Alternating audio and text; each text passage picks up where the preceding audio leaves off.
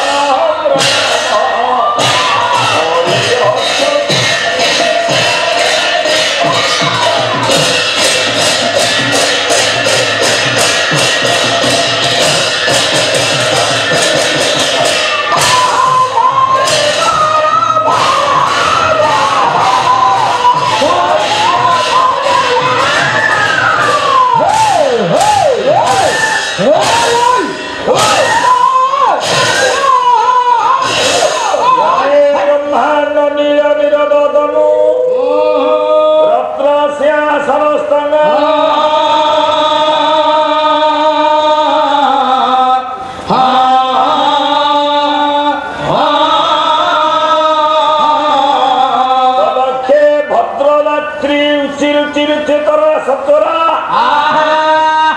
धवल काम बाल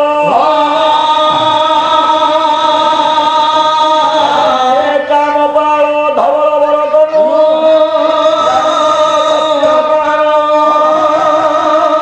लक्ष्मी रेवती भी बरी बसतु सदा ए दारु ब्रह्म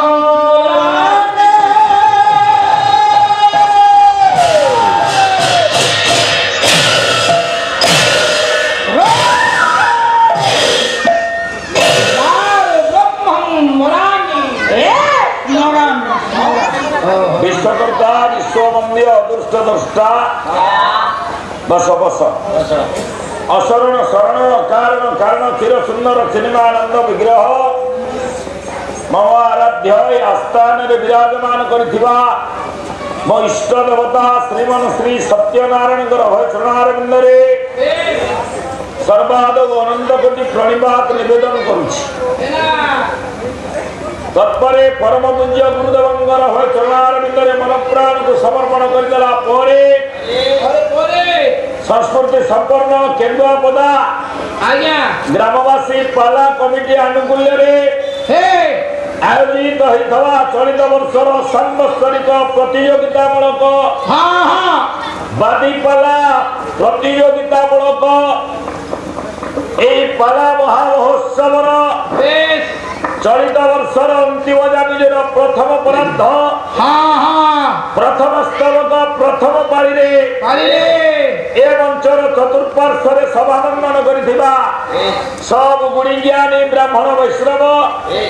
विद्वान पंडित मानसी भाई भौणी जेते समस्त नर नारायण रूप ज्ञान करी भगवान नारायण सकल हृदय अछंती बोली भावी समस्त सर्वादव्य धर्म कलाकार अनंत कोटि दंडवत আজি होइथिबा हेउथिबा हेबाकू जाउथिबा सब कार्य को विमोचन अर्पित करदेवा न्यायरे चारिपाद विशिष्ट मंगल स्तबक क्रमे मो पूर्वसूरी पूर्वज पाला गायक मानकर पदांग अनुसरण करी चारिपाद विशिष्ट श्लोकटिए बोली से श्लोकर आरंभरे आमे समस्ते ध्यान करिबा काहाकू ध्याये ब्रह्मांड नील निरद तनु तनु तनु ओ आया ए ब्रह्मांड नील निरद तनु तनु नील निरद कइले मेघ तनु कइले शरीर शरीर शरीर नील मेघ बोलिया जा शरीर से किए भागवतर कर्ता जगन्नाथ दास कइले बोले नीरजी मुक्त करे बार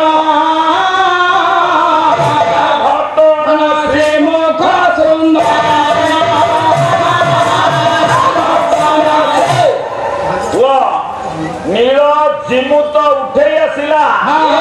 मेघ भरिया जा शरीर किए आउ धारिए भागवत नील जिमुत देह कांते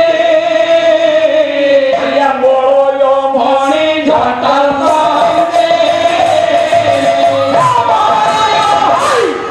नील जिमुत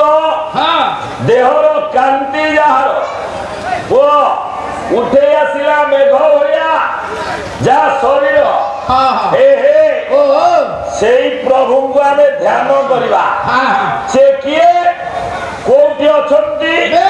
तांको हमको ध्यान करिया को पड़िबो काले देखिबा किए भंज भंज ए बापा घुमसर राजवंशर शेष राजा ओ ओडिया साहित्यर रीति जुगियो बाई खुंट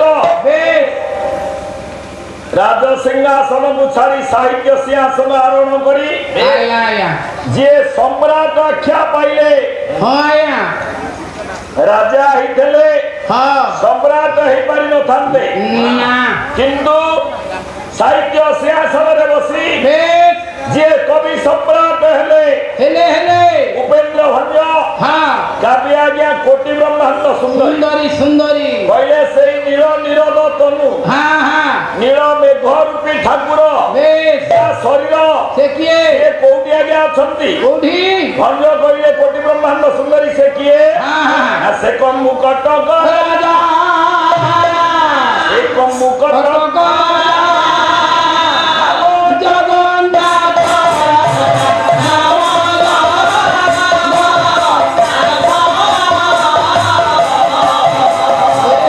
रोम काई घर घर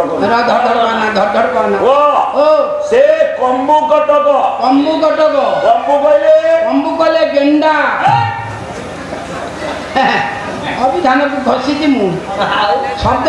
शब्द मु पाला जमा आरंभ होइले बेसी चरचर हनी बेको मोड़ी देबी मरजी काई को मो बॉयलर मो बेको मरी करी कसिबो आज्ञा ओ भंज कइले से कम्बु कटक राजा कम्बु कटक नाम जगन्नाथ वे जे चारि वर्णे चौवर्ग वर्ग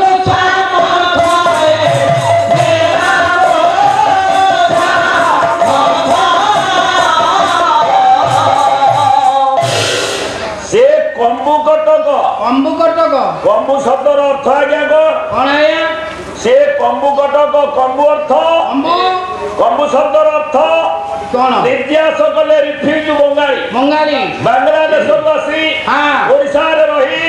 ओडिया ठाकुर प्रति मन प्राण समर्पण कर दैथवा कवि सारिया भिंग सारिया बोले थका मन चाल जीवा चक्का नयन न देखिवा थका मन चाल जीवा चक्का नयन न देखिवा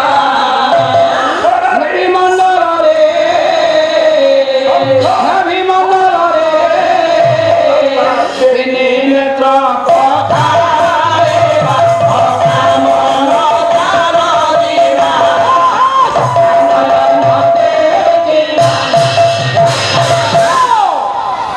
बोला रे थका मन जीवा चाले जीवा कोडी चक्का नयन को देखिवा चक्का नयन को देखिवा शंख नाभि मंडल शंख नाभि आज्ञा कम्बुर अर्थ होची शंख शंख ये होची शंख क्षेत्र वे ये शंख कटक शंख कटक भंज कहले कम्बु कटक वे नाम राजा नाम जगन्नाथ से कम्बु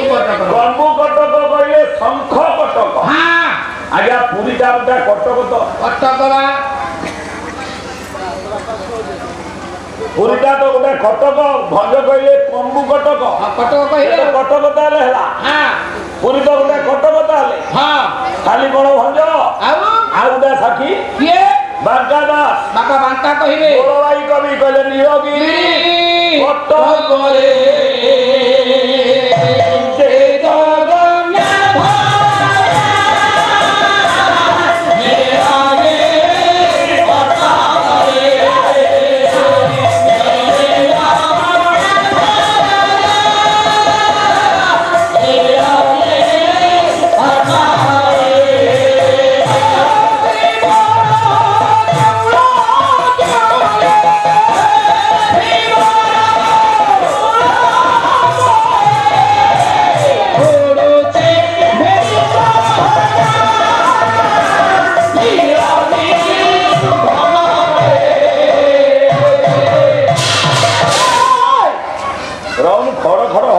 बाबा जमा प्रथम उत्पातिया होना से भातुआ काम चलिबो हाँ इदा दुर्गार हबो मन आओ ओ गोड़ सब फाटी गले नी आओ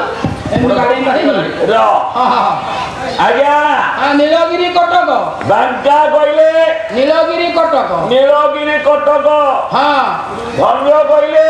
कम्बु कटक आउ धारिए कहूची किए विशिष्ट संकीर्तन गुरु किए ओ ओ नारायण बारिक आया बहु संकीर्तन आखड़ा करी बहु संकीर्तन गायक तैयारी करछन जा हो माने भुवनेश्वर ब्लॉक रे तांगो घर ओ कोन कहले कोन कहले कम्बु कटक बिहारी झट तीरे सुन डाक हमरा पदक पदला आतिया तो बिना सक कम्बु कटक बिहारी कम्बु कटक बिहारी आज्ञा ओ ये भी कहले कम्बु कटक भंज को अनुकरण कले हां हां भंज कहले कम्बु कटक ये भी कहिल बांका कहले ना नीलगिरी कटक हाँ ताल आज्ञा पुरीटा कटक कटक एटा कम्बु कटक नीलगिरी कटक हाँ जदि पुरीटा कटक बे ताल कटक केइटा